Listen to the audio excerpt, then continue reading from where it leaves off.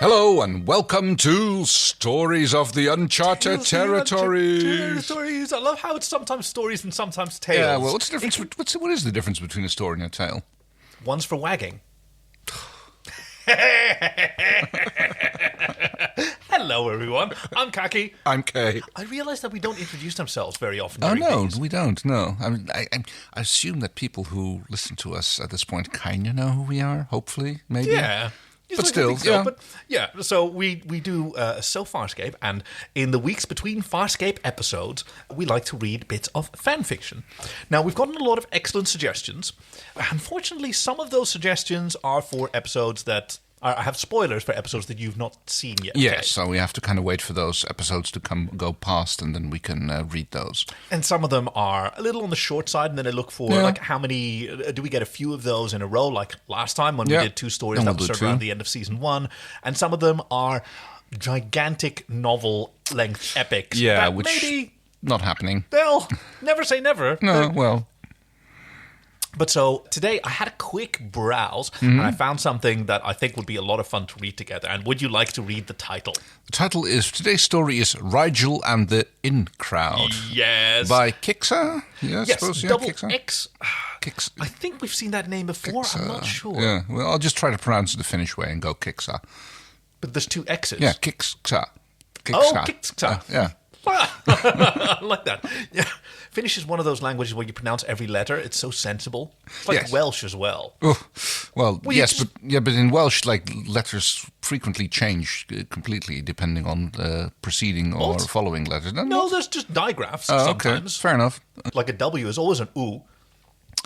Fair enough, yeah. Yeah, okay. right? Yeah. Drúg and Maur. So, the loose robe is a no-no in the modern Hynerian's go-go is the summary for this story. That. Author's note written for Hosgal in the Rygel Fickathon. Oh, there was another Fickathon. Oh, we're going to have to look into this. We are excited now. Yes. Okay, so we always request, like, fanfic submissions. You can get in touch with it at sofarscape.com/fanfic, and then there's a form where you can send it to us. If you know where the rest of this Fickathon is, or if you participated, especially if you participated, please let us know and send us some other ones. We might be able to do those too. Okay, so this is going to... I'm quickly scanning a little bit ahead in the story here because I'm going to try and have to find out who the Frel is who here. I think that's a random person that we don't know. Yeah. I think it's a new character that it starts with, and then the next one I think is Rygel. That's my guess. So that sounds reasonable. You could just invent a new... You can do a fun voice. All right. Right, Grandad, what's up for today? A nice dip in the slime? I can't tell if you're Mickey Mouse or Tinkerbell. Yeah, one or the other. I was perusing your shop window advertisement, and it mentioned... Hold on. You pursue us, do you, Grandad? Peruse, do you? Peruse, sorry. Yeah. Reading not good enough for you? Do you peruse your paper over your fibre flakes of a morning? The attendant snickers, then nods at the mousy girl behind him. Hey, Marvine, we've got a peruser. Okay, so the mousy one is going to... How am I going to top I have your no mousiness? Oh, no, it's Rygel that talks. Your rather bad advertisement mentioned refreshment and rejuvenation. Well, don't get me wrong, Grandad, but you look like you could do with a bit of both. The man studies him critically. When was the last time you got lucky, Grandad? I beg your pardon? Book a session and you get a free draw in the raffle, don't you? The attendant waves the tickets under Rygel's nose. Okay, at least we got Rygel, right? Yes. I see. He rubs his palms together, raffle ticket fluttering from his fingers. Right, then. We've got the... Wait, okay, no. Oh, right. Right then. We've got the Oddly sessions for 250 credits, or you can have the full works. That's with an X, Grandad. Mud Soak, Buddy Wrap, and our deluxe sunbake treatment for 325 credits all up. We cake 'em, then we bake 'em. Whole thing goes for 2 ons, or go to woe, as I like to say. From soak to stroke sounds more appropriate. Whoa, old-timer, you're killing me. The attendant clutches at his heart theatrically, his grin overriding the pretense of danger. Don't tempt me. But no fear of that, Grandad. The man pauses to laugh. Ha ha! Then barrels on. Full treatment also includes a complimentary robe. You have a choice of 3 colours. Rygel's eyes narrow in calculation. A robe, you say? The man leans over to inspect Rygel's badly frayed coverall. What? No. If you're into philanthropy, the local orphanage is looking for rags to stuff their toys. What? Rags to stuff their toys, Grandad! The man repeats, but it's in all caps, dude. I don't know what I know. I was like... The man repeats pedantically as Marvin snickers. He turns to a small display, flexing his fingers until his knuckles crack. Just a few preliminaries before we start. Right. Have you ever had a bad back? I'm so sorry for doing that voice. I thought that the granddad was actually going to be like maybe Rygel's grandkid, so I was going for a little Timmy voice. Oh, you were going for a little, yes. But, well, yeah. No, this is fine. This is fine. I mean, there's probably people who sound like that. At least we don't have to sound like when Maldus was pretending to be a shopkeeper. Rygel shifts uncomfortably. No. Sinus trouble? No. Blackouts and or dizziness? No. Have you ever had your leg over, Grandad? No. I mean, yes. Just checking to see if you're still awake. Rygel thumps his small hand on the counter and glares imperiously. I wish to speak to the manager. You're speaking to him.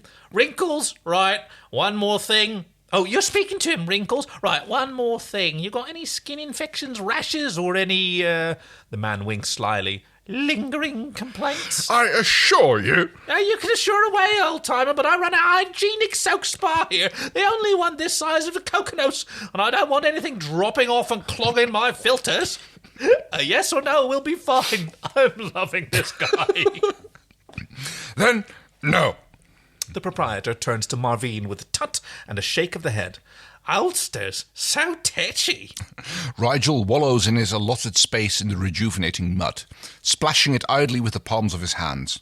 He takes a handful and rubs it on his belly. Since when does he like mud? Yeah, that's a good point. Yeah, he's not into the mud usually, but yeah. Maybe this is the right kind of mud. Oh, yeah. It's rejuvenating mud.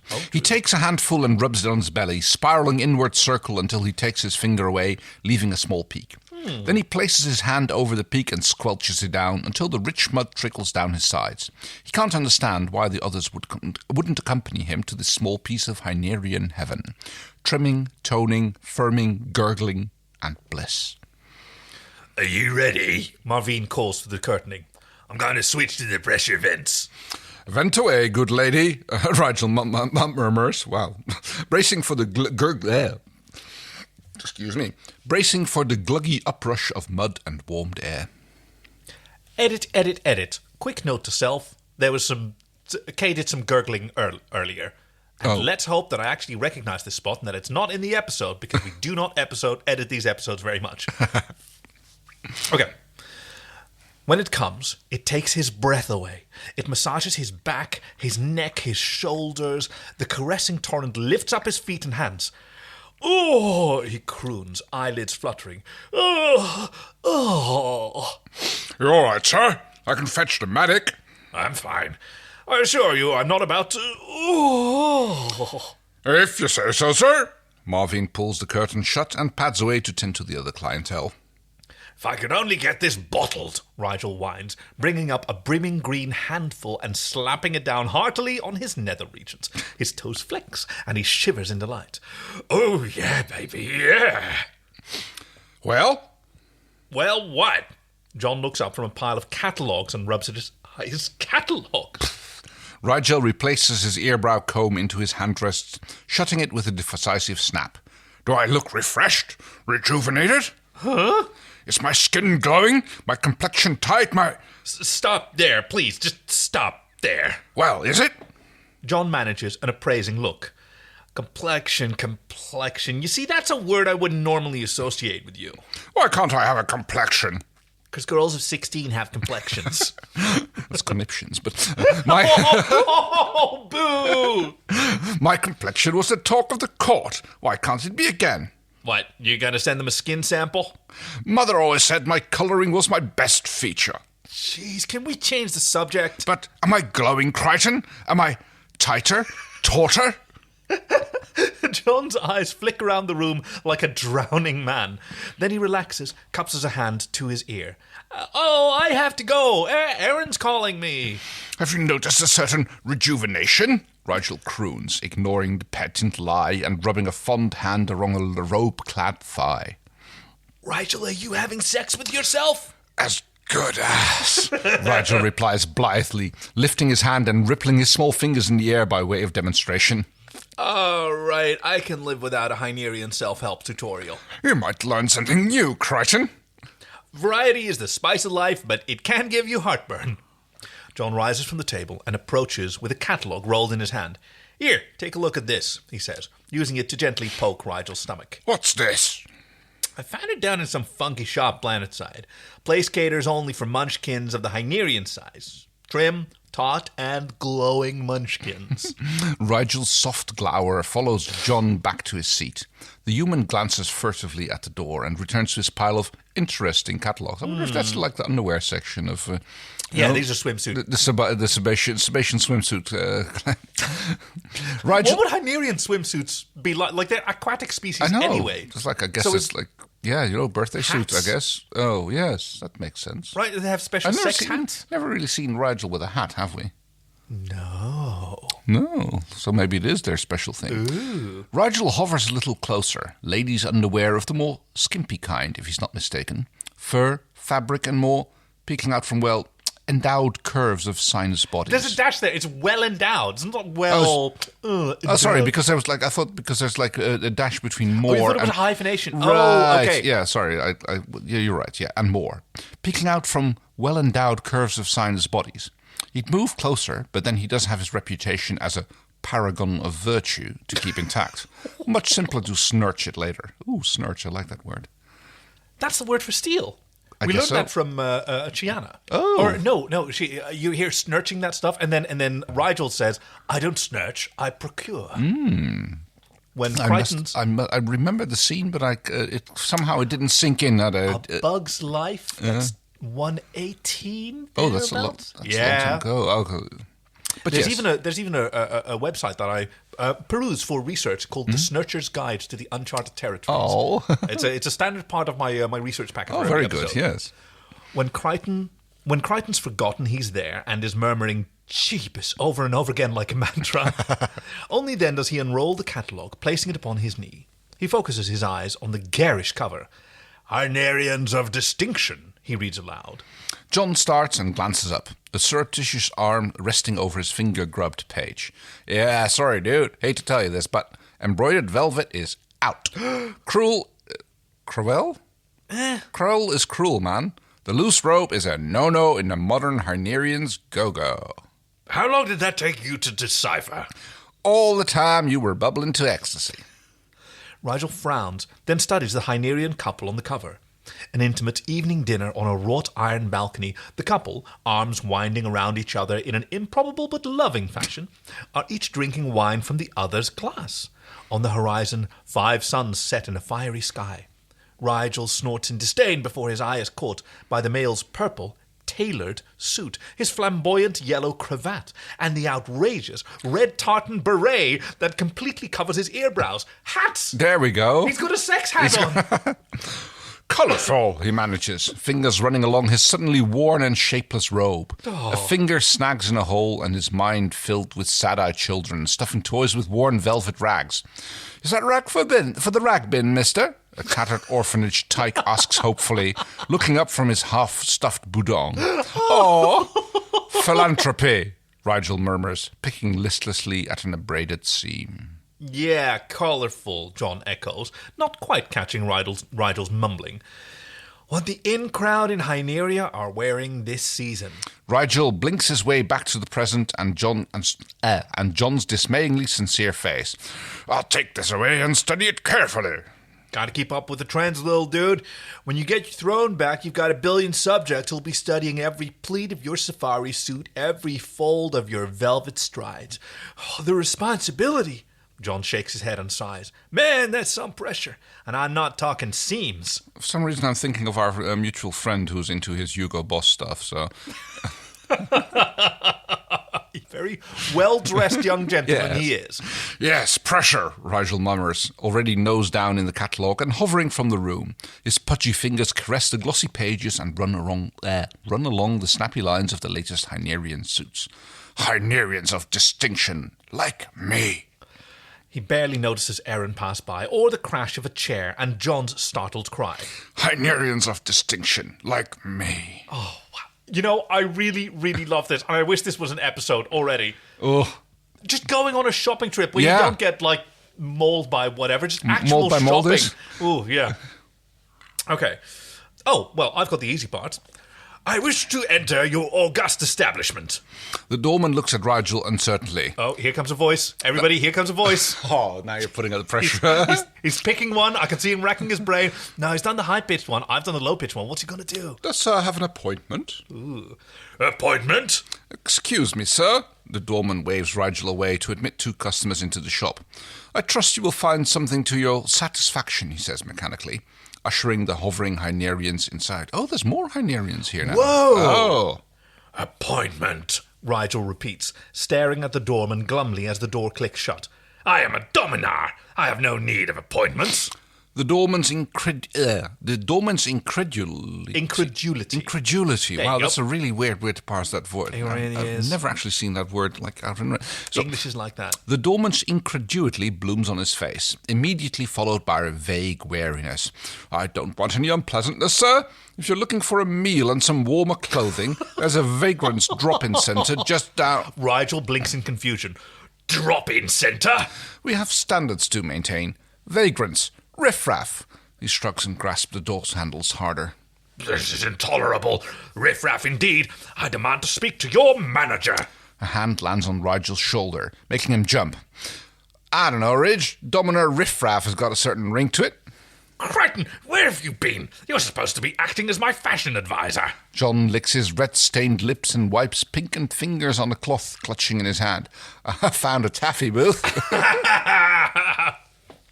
Rigel bristles. You undertook this serious responsibility. And I aim to see it through, little dude. Aww. Coming up, 1 set of snappy duds for the Dominar of Distinction. If they'll let us in. Rigel John- responds sourly. John tucks his handkerchief back in his pocket and withdraws his wallet. He flashes both a smile and a wad of currency pledges at the doorman. Currency pledges, interesting. Pledges. Yeah, nice.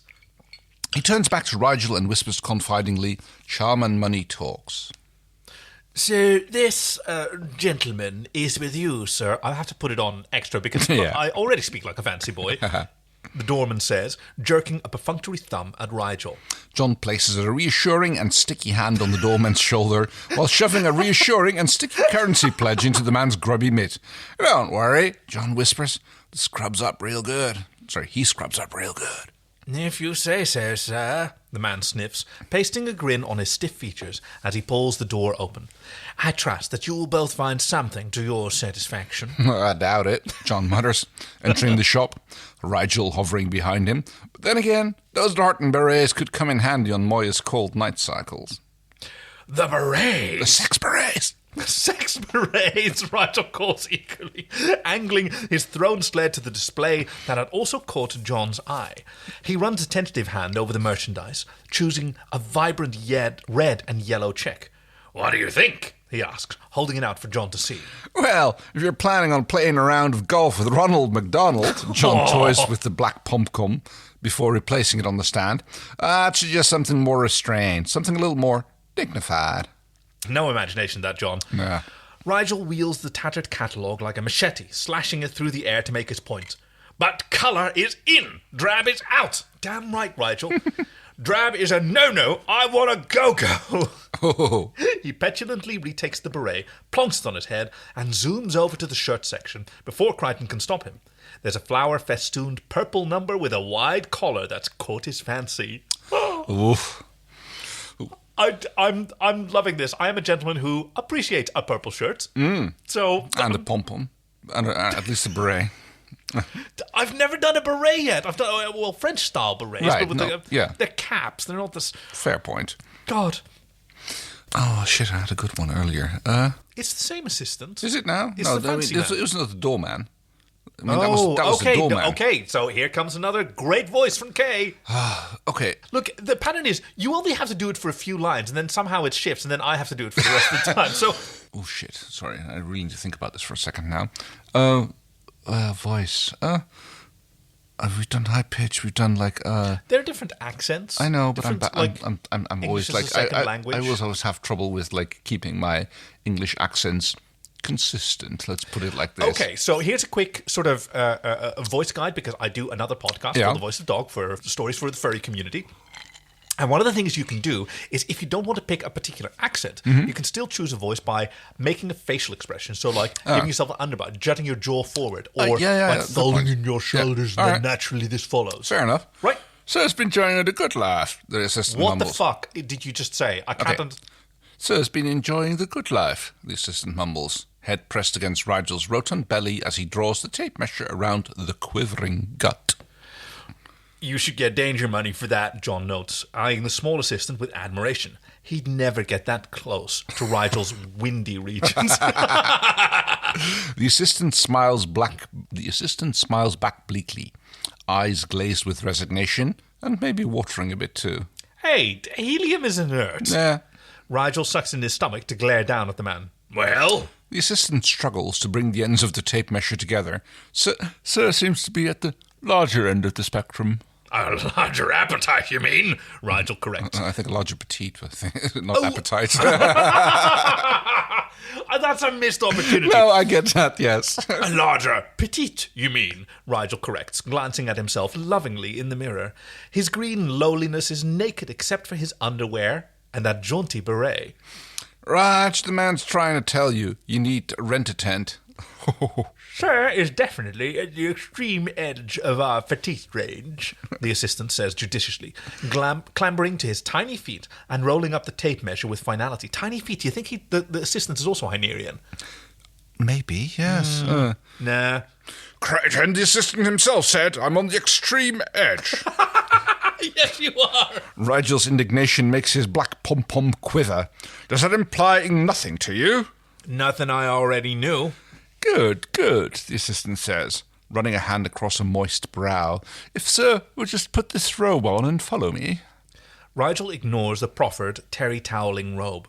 Where are we going? I like it here. I like this mirror, and this mirror likes me.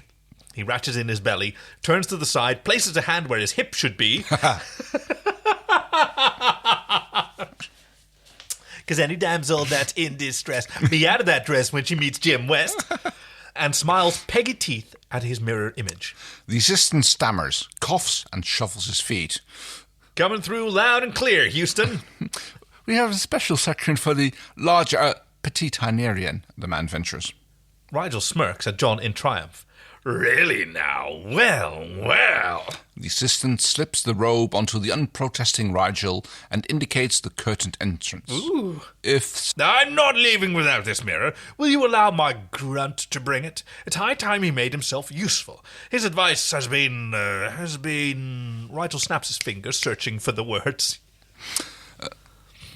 The perils of possessing a petite-sized brain, John Stage whispers to the confused assistant. Sadly lacking, Rygel finishes with a glare, pulling the knot tighter about his corpulent form, an addition of a cigar, and he'd be Edward G. Robinson in Key Largo. I think I've seen that, but... I mean, you can immediately imagine it. It's sort of I imagine a Hitchcockian man sitting back in a lion-head chair.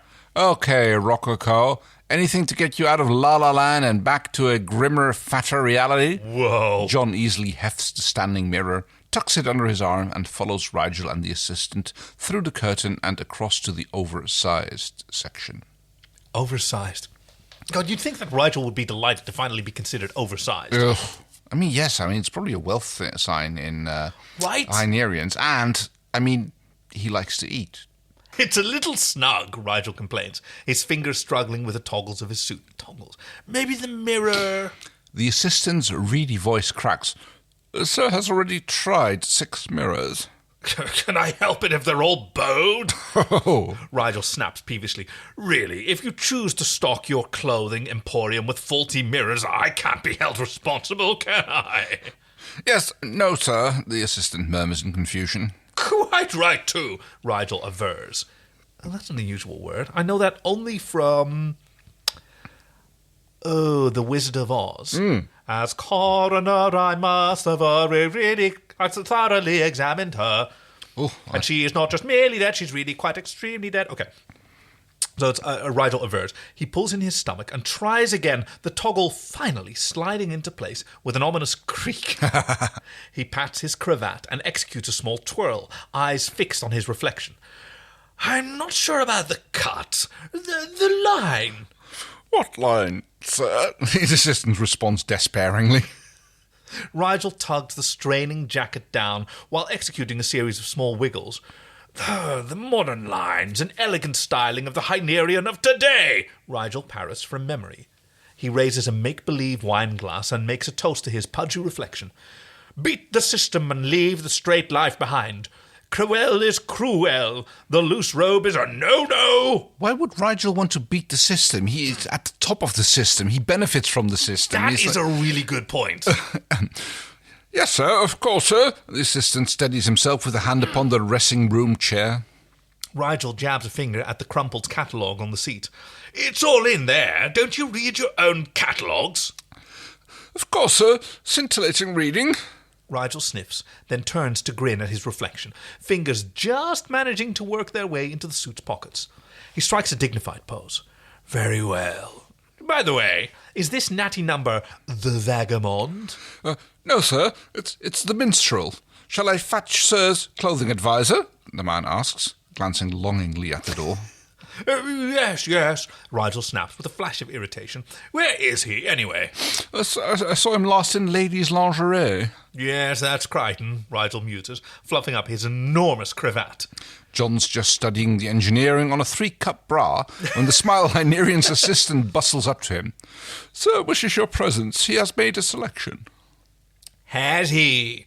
Raising his hand, John checks a non-existent watch. Only took, 3 hours? Sir is an awkward size. The man gestures helplessly. I don't know. He plugged a hole in the Leviathan once. One size fits all. The assistant's eyes glaze and he seems to totter. Lead on, Macduff, John gestures with a shrug. Oh, he knows his Shakespeare. Ooh. Show me the damage. Over here, sir. The man gestures to a row of kindergarten chairs and a raised dice? Dais. Dais, is it? Yeah. If you just take a seat, sir wishes to surprise you. Again, John retorts, drawing up 3 chairs and plonking himself down. That kind of makes sense. I mean, we've seen John sitting, and he sits like a bisexual person, which is unable to normally sit in a chair that always got one leg thrown up. And kind of Rykering it occasionally. Yes. He gazes up at the assistant and sighs in resignation. I'm sorry, by the way, to any bisexual people. There is a meme on Twitter that bisexuals don't know how to sit in chairs, and it's about artists and whatever, leading to something that I still desire for my home office, the bisexual chair, which is this modular number that you can really configure in a lot of things. Oh, it's not that chair which kind of looks like a tree with balls stuck on the end, which is actually in Worf's room in Star Trek at one point. No, it's much better. It's got you can set it up like a normal office chair with armrests, or you can use one of the armrests as like a leg rest if you want to sit in half yoga position and all. It sounds like it would be very prone to breaking, but yeah. Well, like most bisexuals, it can take a pounding. Fair point. I'm so sorry. He gazes up at the assistant and sighs in resignation. Have you ever had that sinking feeling, low down in the pit of your stomach? The assistant looks round surreptitiously, then draws a flask from a pouch at his hip. I suggest a drop of this, sir. I find it helps. A man after my own heart. No, sir. I'm happily married. No, sorry. I said that. But the line is, you're a man after my own heart. Sorry. Oh, no, sir. I'm happily married. Shame. John replies, nice. Lifting the small flask to his lips and taking a swishing gurgle. Rygel's voice flutes from behind the curtain. Where's that yachts of a fashion advisor? Crichton! Crichton! Are you there? The assistant flinches as he takes back the flask. If I may, sir, why do you stay? The position of fashion advisor must be an arduous one. John thinks of all the ways he could answer that question and decides to play it safe. The tartan tyrant pays well. Did you have to study, sir? The fashionable cuts, the latest stylings? Crichton! The assistant's eyes glaze over and he takes a quick sip from his flask. Ooh, the sound effects. Yeah, John calls back, kicking at the row of chairs in front of him to stretch out and cross his legs. He is super bisexual in this episode. The assistant melts away, and after a while, some tinny music is piped into the room. John yawns, wishing for more of the assistant's excellent Razlac, then looks down in annoyance when he finds his fingers tapping to the rhythmic, almost disco beat. He crosses his arms and sinks down glumly. The music pauses as the curtain is twitched back. The small green assistant wavers under the spotlight. Oh, so yeah, he is a Hynerian. Yeah. Rygel's battered catalogue clutched in his hand. The minstrel, he reads uncertainly, voice quavering. Make more than a noise in the latest mode, brought to you by the House of Rygel. The wandering minstrel is a perfect attire to wander the busy streets by day or to enchant the ladies in the long Hynerian nights. Listen to the delicate strains. Get a frolic move on! And the ladies' soft refrains as you play that song again and again with the wandering minstrel. You can make beautiful music at any time of the day or night. The music picks up again. The curtain draws back, and Rygel is revealed. Pink, suede-like boots with golden buckles. Have you ever seen Rygel's feet? Yes, the underside. He sits with his feet up. Oh, when yes, he's plumped down. yes, you're right, yeah. They're just little ones. Yeah. Pink suede-like boots with golden buckles, a tiny pair of purple trousers straining at the seams, a navy blue suit jacket with wide lapels, a yellow cravat that hides the bottom portions of Rygel's face. He swings a gold-topped cane with studied nonchalance, eyes barely visible beneath the Ronald McDonald golfing beret. The assistant nods and smiles, stepping forward to brush away an imaginary speck of dust from Rygel's arm. You know, I get the feeling that Kixxa sort of wrote this to, like, mock Rygel or to maybe spawn some fan art into existence that I now really want to see. But this is a kick-ass look. Oh, yeah. I can totally see him. It should have been a golf club rather than a cane, though. But other than that, I totally agree.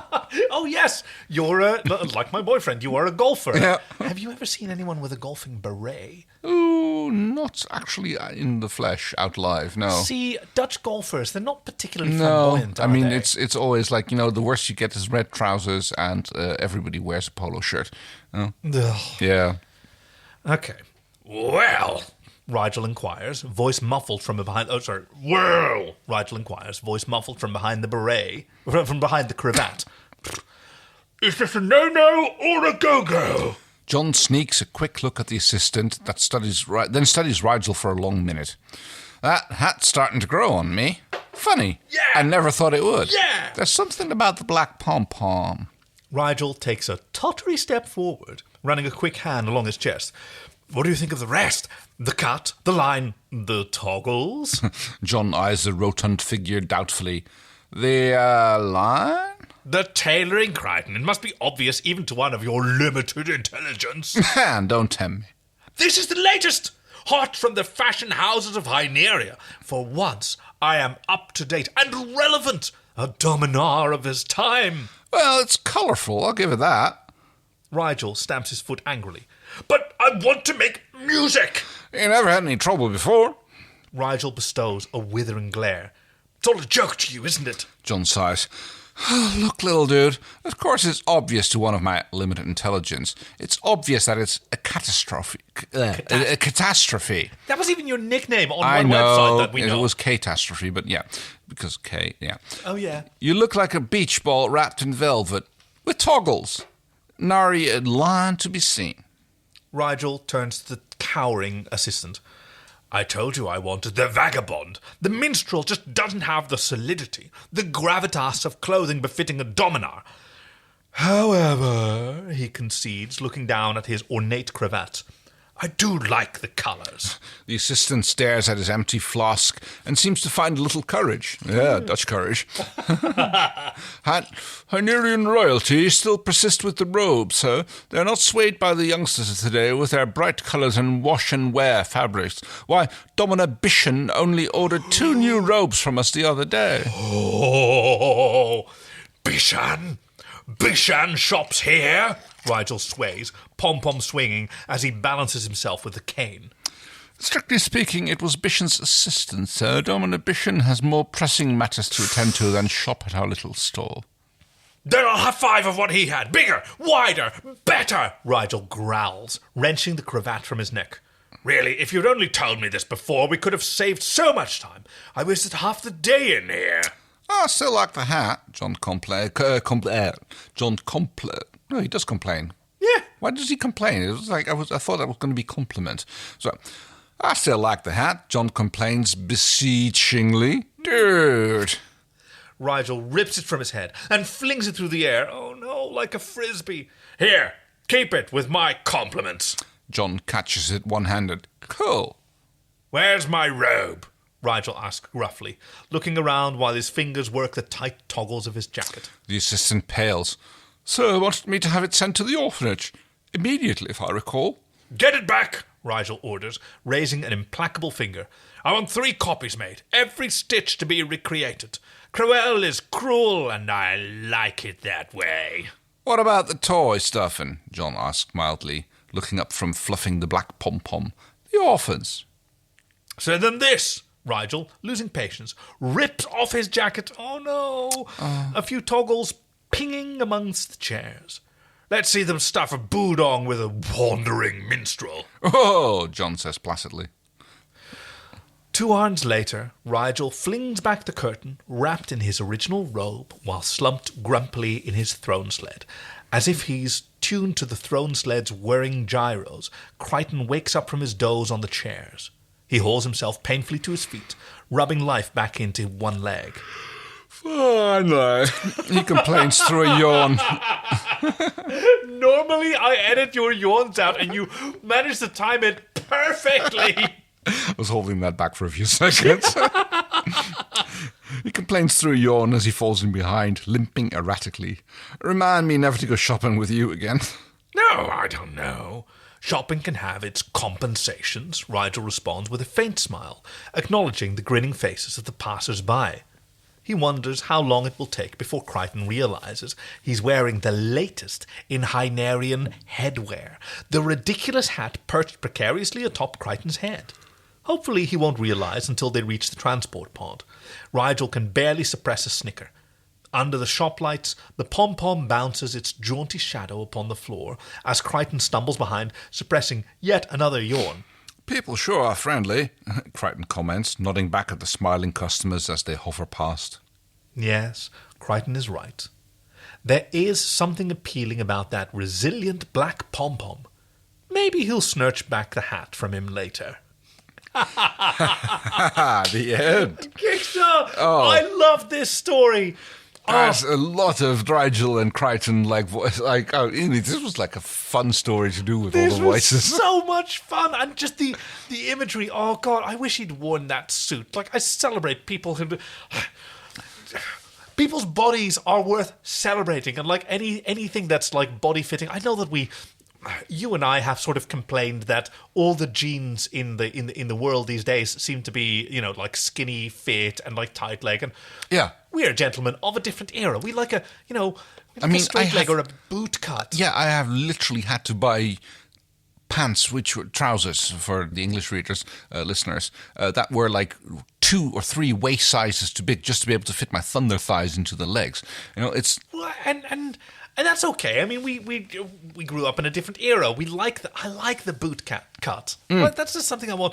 But there is something pure about the tighter cuts. Like they fit and they celebrate the human body, which is always a great shape. Or in this case, the Hynerian shape. Yeah, which is like, round. I mean, it's kind of interesting because we've never actually seen another Hynerian other than their heads, have we? Oh, yes, you're right. Yes, we did see some severed Hynerian heads. Yikes. Yeah. In Crace's office, Crace's back on the carrier, command carrier. Command carrier, gosh, yeah. But that's the only other time we've ever seen Hynerian. Yeah. I mean, I sort of imagined that very early on, that in the script, like, writing stage, they were imagining, and then we can go to Delvia. Yeah, that's cool. And then they found out, oh shit, then we're going to have to do that makeup to like 200 people. It's going to be like 300 hours of makeup. No, we'll just do a colony. I was like, we can go to Hyneria. But then we're going to have to make a massive puppeteering thing. Yeah. Well, yeah, because Rygel cost like $200 trillion. That would be like the throne room of the Goblin King, but then with Hynerians. Maybe one day. Yeah. Hey, for now, thank you, Kixxa. I was a bit nervous because this hadn't been recommended by anyone. I just sort of grabbed something off the pile that I kind of like. This was a fantastic story. Thank you so much. Join us next week when we dive into the next episode of Farscape. And in the meantime, bye-bye. Zwaai, zwaai.